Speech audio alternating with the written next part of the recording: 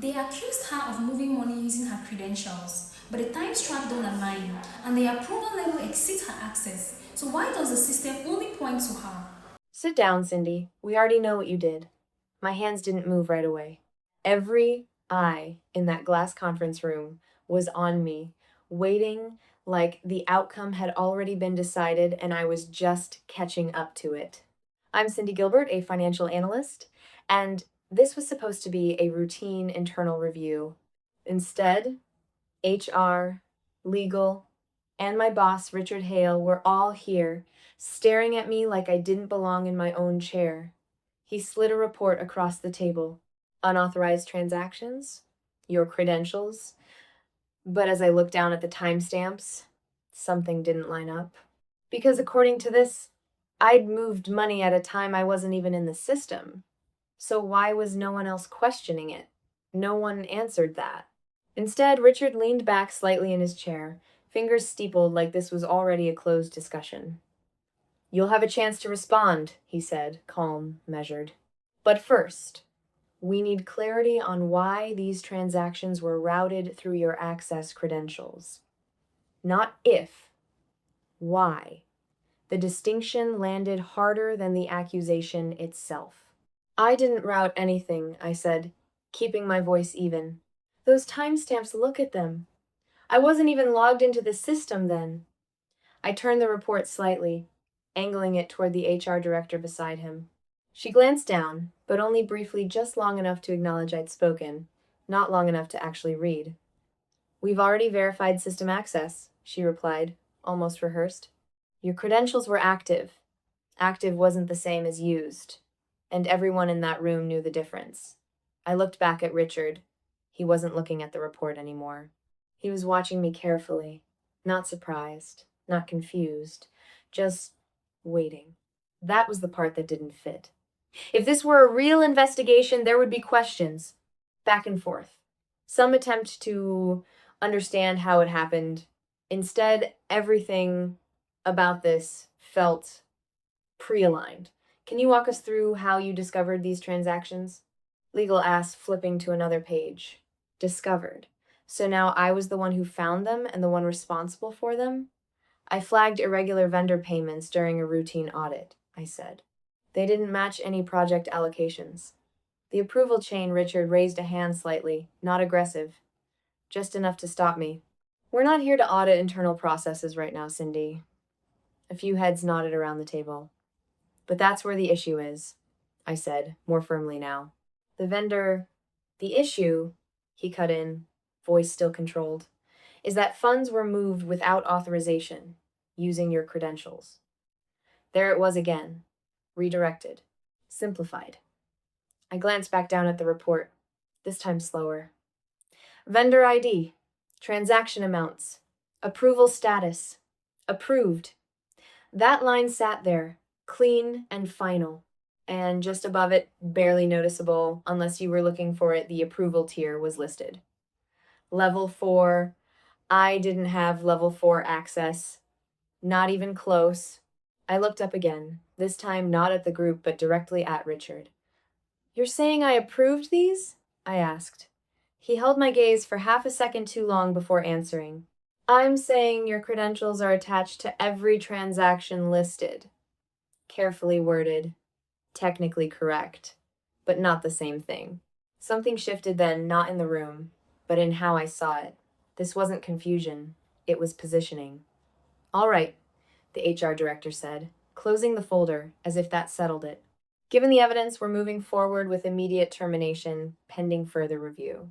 Just like that. No pause, no escalation, no second layer of verification. A decision already made. I exhaled slowly, my grip tightening slightly on the edge of the table, not in panic, but to stay steady. Because if they were this certain, this quickly, then whatever this was, it didn't start this morning. And as Richard stood to leave without looking back, I realized something else. He hadn't once asked how the transactions actually worked, only how they connected to me. And that meant he wasn't trying to understand what happened. He was making sure no one else did. 3 years earlier, I wasn't sitting at that table, I was being walked out of the building. The hallway felt longer than it ever had before. Security stayed half a step behind me, not close enough to touch, but close enough to make it clear I wasn't free to stop. People I'd worked with for years suddenly found reasons to look away. Screens became interesting. Conversations stopped mid sentence. No one asked questions. That was the first thing that didn't sit right. Inside that building, nothing moved without questions. Not financial entries, not approvals, certainly not a termination like this. And yet, everything about it felt streamlined, too clean. I'd worked under Richard Hale for almost 4 years. He wasn't impulsive. Every decision he made was calculated, documented, layered, which made what just happened harder to process. If he believed I'd done something wrong, there would have been an internal audit, multiple reviews, quiet investigations. Not this. Not a room full of executives and a decision already finalized before I spoke. Your access will be revoked within the hour, HR had said as they handed me the termination packet. You're not to contact any internal personnel? I nodded, not because I agreed, but because I understood the message. Containment. When I got home, I opened my laptop immediately, pulling up the last files I'd accessed before everything shut down. The vendor list, the flagged transactions, the approval logs, and that's when I noticed something I hadn't caught in the room. The approval chain on every transaction didn't just exceed my access level. It originated from a pathway I was never allowed to see. So why was my name attached to something I couldn't even open? The next morning, my name wasn't just inside the company, it was everywhere that mattered. By the time I tried to log back into my email, access was gone. Not just internal systems, my professional accounts had already started locking me out. Messages from colleagues stopped mid-thread. A few unread notifications disappeared completely. It wasn't just termination. It was erasure. An official notice hit my inbox from a generic corporate address, formal, precise, and carefully worded. Termination due to confirmed financial misconduct. No ambiguity. No room for interpretation. Within hours, recruiters who'd been emailing me the week before went silent. One even replied, briefly, "We're no longer moving forward at this time." No explanation. They didn't need one. I pulled up the exported data I'd saved the night before, what little I still had, transaction logs, timestamps, user credentials, and then I saw it again. 2 entries, same transaction chain. One logged under my credentials, the other processed within the same minute. That shouldn't have been possible. You couldn't be actively logged into 2 separate secure systems at once, not without triggering a security alert, unless one of them wasn't actually tied to me. 2 identical transactions, same chain, same minute, but one overlaps impossibly. So is it really her access or just something routed through it? I leaned back, staring at the screen, replaying the sequence. Because if the system allowed that overlap, then someone wasn't just using my credentials. They were routing something through them. And that meant this wasn't a mistake. It was controlled. And worse, whoever set it up understood the system well enough to make it look like it was me. And that was the detail that didn't make sense. Because those approvals didn't belong to me. I stopped trying to prove my innocence to other people and started trying to understand the system itself. For weeks, then months, I rebuilt the transaction flow from memory, how entries moved, where approvals triggered, which pathways required elevated clearance. I wasn't guessing anymore. I was mapping it. Every inconsistency led back to the same pattern, the vendor. It didn't exist in any operational ledger I'd ever worked with. No project tie-ins, no contract records. Just clean payments, consistently approved at a level I couldn't access. Level 4, executive tier. I didn't have proof, not yet, but I had structure. Enough to know this wasn't random. So I rebuilt my career around that. Forensic financial analysis, independent contracts, quiet work, but precise. The kind of work where patterns mattered more than narratives. And over time, People started noticing not who I used to be, but what I could do now. That's how my name reached them again. Not Richard, the company. By then, the headlines had already started declining margins, internal audits, unexplained losses, nothing public, but enough inside the industry to signal instability. They brought in an external recovery team. I was one of them. No one asked about my past there. Until the moment I walked into that boardroom and saw the same vendor structure sitting in their active financial system, unchanged, still running, which meant whatever had been hidden back then hadn't stopped. And this time, I wasn't limited by access.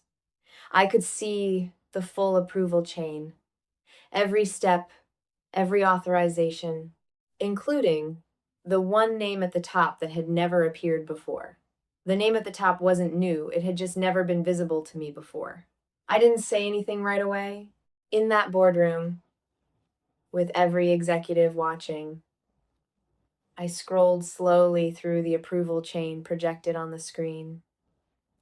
Vendor ID, transaction flow, authorization logs. This time, there were no access restrictions, no missing layers.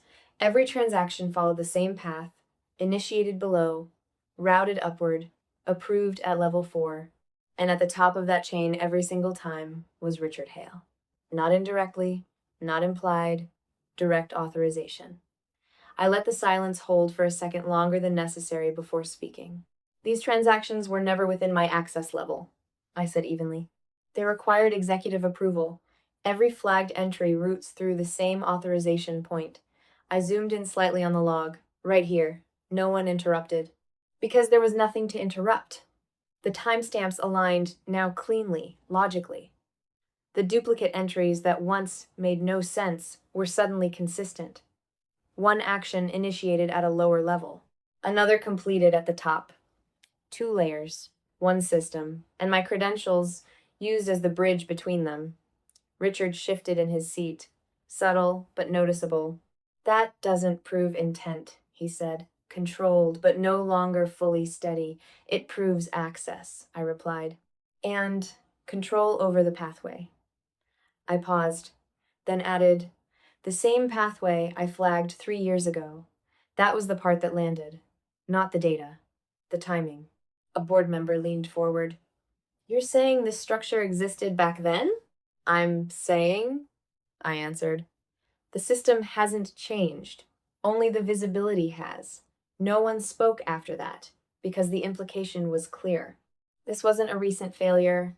It was a sustained one. The internal review shifted immediately. Not dramatically, but decisively. Questions redirected, documents requested, access logs pulled in real time.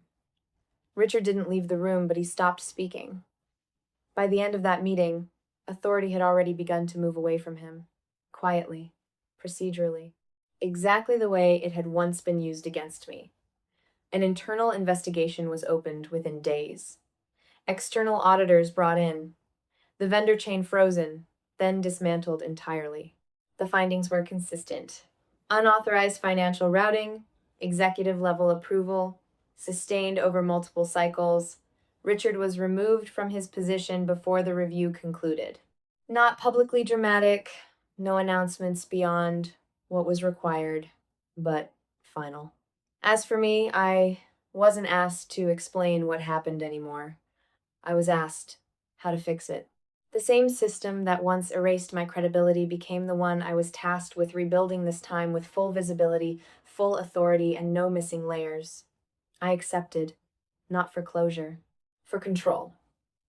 Because the difference between what happened then and now wasn't just the data, it was who understood it. And this time, that person was me. If a system can reroute responsibility this cleanly without being noticed, how many others are still running quietly, and how often do we only see them after something breaks?